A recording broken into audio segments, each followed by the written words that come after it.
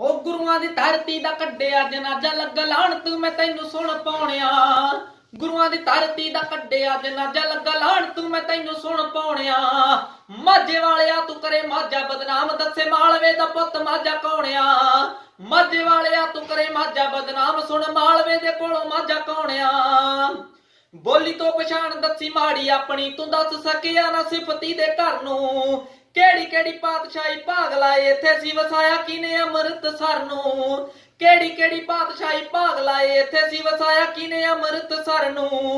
पढ़ लवी बैठ चार अखर इतिहास विचों झुक जानी आपे तेरी तौणिया।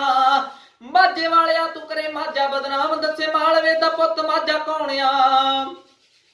ओ बाबे दीप सिंह पैदा कीते इस धरती ने सीस ताल तरी जेड़े लड़दे।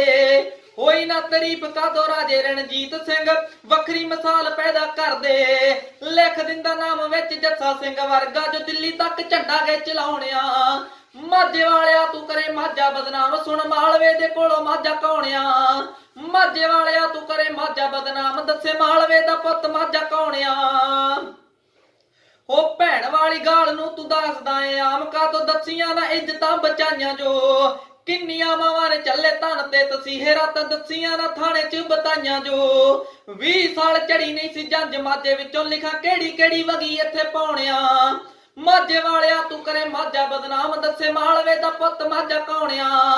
माझे वालिया तू करे माझा बदनाम आजा सुन मैथों माझा हुंदा कौणिया।